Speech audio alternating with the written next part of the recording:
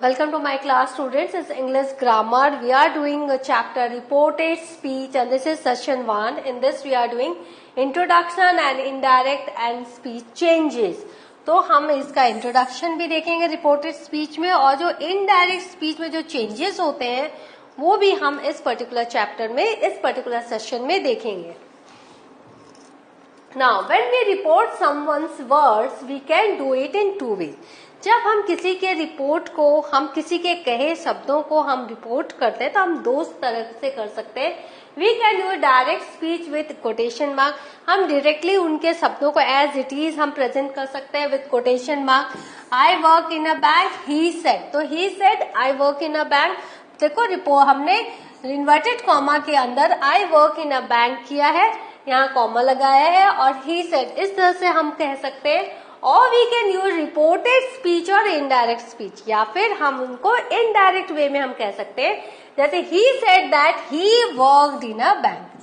तो हमने क्या किया, ये जो कॉमा है उसकी जगह हमने दैट लिखा और आई जो है वो ही के लिए आया हुआ है, ही के लिए ये आई है तो हमने यहाँ पर ही लिखा. ही said that he worked in a bank. In reported speech, the tenses, word order and pronouns may be different from those in the original sentence. तो ये आपका ओरिजिनल सेंटेंस है, राइट?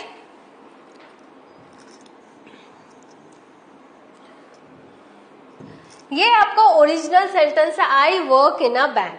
तो यहाँ पर जो आपका टेंस है, यहाँ पर देखो ये प्रेजेंट टेंस है और जो वर्ड ऑर्डर है आई वर्क इन अ बैंक और जो प्रोनाउन है, जो फर्स्ट पर्सन है वो है आई है. ये सब इनडायरेक्ट वे में क्या होगा, चेंज हो जाएगा. कैसे? अब ये देखो ही तो एज इट इज रहेगा ही, लेकिन यहाँ पर जो आई है वो ही बन गया, जो प्रेजेंट है वो पास्ट बन गया. तो इस तरह से आप देख रहे हो जो word order, tenses and pronouns में चेंजेस आते हैं ओरिजिनल सेंटेंस से जब हम उसको इनडायरेक्ट स्पीच में करते हैं. Now, reported speech is introduced by the verb say, right? Other reporting verbs include tell, mention, inform. The verb is used in the past tense said. और अगर past में होगा तो said होगा, which indicates that something was spoken in the past. For example, she said, he said, they said. Right? कुछ past की बात हम कर रहे हैं. In a sentence where the main verb is already in the past tense, जब reported verb already past tense में, then the verb changes to another past tense verb as it is moving further into the past. तो another earlier past tense, तो earlier क्या हो जाएगा, past perfect हो जाएगा. Simple past changes to past perfect. That he said Ira arrived on Monday. Direct he said that Ira had arrived on Monday. यहाँ पे देखो arrived को हम had arrived कर देंगे. If in direct speech you find reporting verb say, says or will say, then do not change the tense of the quoted speech. Tense आपको नहीं बदलना है. Tense क्या है, same रहेगा. I say I am elated, I say that I am elated. ये tense जो है वो देखो बदला नहीं है. He says I was a fool, he says that he was a fool. As it is लिखना है यहाँ, क्योंकि यहाँ पर क्या है, say says, क्योंकि सिंपल प्रेजेंट में रिपोर्टिंग वर्ब जो है say says या will say रहा तो. अब यहाँ देखो the tense in indirect speech is not change the words within the quotation mark talk of the universal truth और habitual action. अगर ऐसा रहा तो टेंस नहीं बदलेगा, जो भी टेंस है उसी टेंस में वो रहेगा. The teacher said the sun rises in the east. यहाँ पर देखो ये past है और यहाँ अंदर present है, ये present tense है, ये present tense है और ये past tense है. लेकिन हम क्या करेंगे, as it is वो लाइन को लाएंगे, लिखेंगे, क्योंकि ये एक यूनिवर्सल ट्रूथ है. The teacher said that the sun rises in the east. Change of pronouns. अब pronoun कैसे change होगा? Change of pronoun. The first person of the reported speech changes according to the subject of reporting speech. तो जो subject of reporting speech है उसमें जो है वो first person change हो जाएगा, right? That's why she said I am in 9th class. तो ये she क्या है, ये girl है, she है. तो यहाँ पर जो आई है वो शी बन जाएगा। अगर ये ही सेड होता तो ये आई जो है वो ही बन जाता। तो इस तरह से आपको देखना है कि जो आई है वो सब्जेक्ट और रिपोर्टिंग स्पीच का में बदल जाएगा। The second person reported speech changes according to the object of the reporting speech. ये object of the reporting speech में सेकेंड पर्सन क्या है? यू। तो he says to them you have completed your job. तो he tells them that they have completed their job. तो ये you जो है वो ऑब्जेक्ट हो जाएगा दे, क्योंकि यहाँ पर देम जो है ये ऑब्जेक्ट है, तो यहाँ दे हो जाएगा दे have completed their job, right?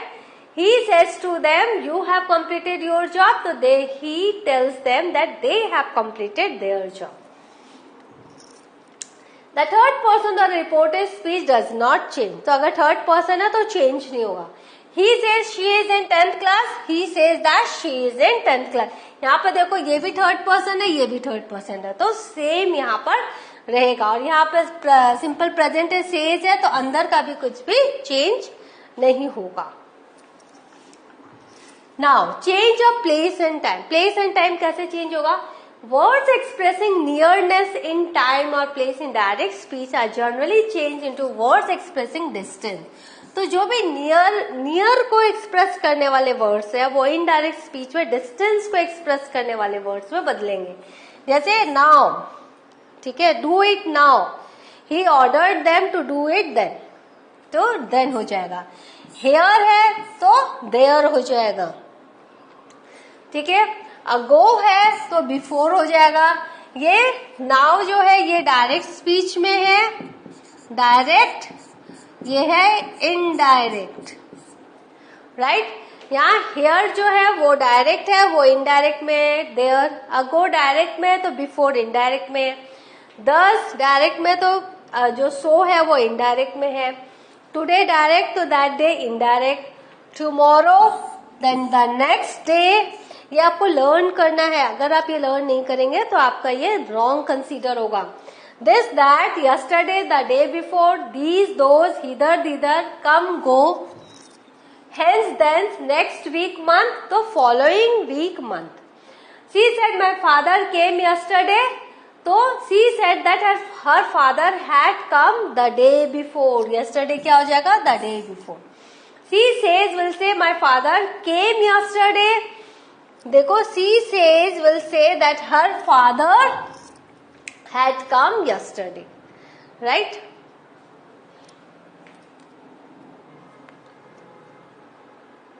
तो यस्टरडे जो है वो चेंज नहीं होगा, वो एज इट इज रहेगा। यहाँ पे हैड कम, ये as it is came yesterday you can write, क्योंकि वो अंदर का टेंस जो है वो चेंज नहीं होगा। Now punctuation. अब पंचुएशन देख लो, बहुत जरूरी है। The words that are actually spoken should be enclosed in quotes and begin with a capital letter. तो जो एक्चुअल वर्ड्स है उनको आप कोटेशन मार्क में लिखोगे अंदर, और ये जो है यू का जो है आफ्टर जो स्पीच जब स्टार्ट होती है तो वो कोटेशन जो स्टार्ट होगा वो कैपिटल से होगा। तो यहाँ पर यू देखो आपका कैपिटल है। Example, he said you are right, तो यहाँ पर इस तरह से आपको लिखना है। Comma, full stop, question mark, exclamation mark must be present at the end of reported sentence and are placed inside the closing inverted comma और कॉमा। तो ये जो इन्वर्टेड कॉमा जो उस यहाँ पर अगर फुल स्टॉप है तो यहीं पर इंट्रोगेशन मार्क, यहीं एक्सक्लेमेटरी मार्क्स, यहीं सब होगा। Example, he asked can I come with you, तो यहाँ पे देखो क्वेश्चन मार्क ऐसे, यही साइन ऑफ एक्सक्लेमेशन ऐसे लिख देंगे। जो भी आपके मार्क्स होंगे वो इन्वर्टेड कॉमा के भीतर ही होंगे eight the end of the sentence. Now if direct speech comes after the information about who is speaking, यदि आपको कोई डायरेक्ट स्पीच जो है वो आता है कुछ इंफॉर्मेशन देने के बाद, तो comma is introduced to the piece of speech. तो वो पीस ऑफ स्पीच को हम कॉमा से इंट्रोड्यूस करेंगे और place before the first inverted comma. और जो फर्स्ट इन्वर्टेड कॉमा है उसके पहले हम उसको डालेंगे। जैसे शी शाउटेड स्टॉप टॉकिंग, और यहाँ पर देखो thinking back, inverted comma begins comma, यहाँ inverted comma close, she said comma, फिर यहाँ पे देखो inverted comma begins he didn't expect to win. तो जब आपको पैराग्राफ लिखना रहेगा इस तरह से, तो आपको इसी तरह से लिखना है। तो यहाँ आपने देखा जो H है वो कैपिटल नहीं है, वो H क्या है, स्मॉल है। लेकिन यहाँ पे देखो ये C क्या है, वो कैपिटल लेटर था, राइट। तो जब हमने स्टार्टिंग किया, एक वन पार्ट ऑफ स्पीच हमने यहाँ लिखा या उसके बारे में इंफॉर्मेशन दिया, कॉमा करके इसको हमने थोड़ा सेपरेट किया, इन्वर्टेड कॉमा में हमने इसको रखा, और सी से, हालांकि ये क्या है उसके बारे में इंफॉर्मेशन है, फिर उसने जो कहा उसको हमने इन्वर्टेड कॉमा में लिखा, लेकिन हमने यहाँ पर स्मॉल लेटर दिया। Now separate the two reported speech and no capital letter to begin the second sentence. और हमने क्या क्या, कोई भी कैपिटल लेटर नहीं दिया सेकेंड सेंटेंस बिगिन करने के लिए। ही जो है वो H जो है स्मॉल है। Now change in modals, modals में कैसे चेंज होंगे, can changes into could, can क्या है कुड में बदल जाएगा। He said I can swim, तो इनडायरेक्ट हो जाएगा he said that he could swim. May changes into might, direct he said I may buy a house, he said that he might buy a house. Must changes into had to या would have to, तो direct he said I must work hard, indirect he said that he had to work hard, और या he would have to work hard. Modal that do not change, कौन सा model change नहीं होंगे, जैसे would है, could है, might है, शुड है, ऑट टू है, ये कभी भी चेंज नहीं होंगे। ही said I should face the challenge, then he said that he should face the challenge। यहाँ पे देखो शुड जो है वो चेंज नहीं हुआ। ऐसे भी जो मॉडल चेंज नहीं होंगे उनकी लिस्ट हमने आपको दी।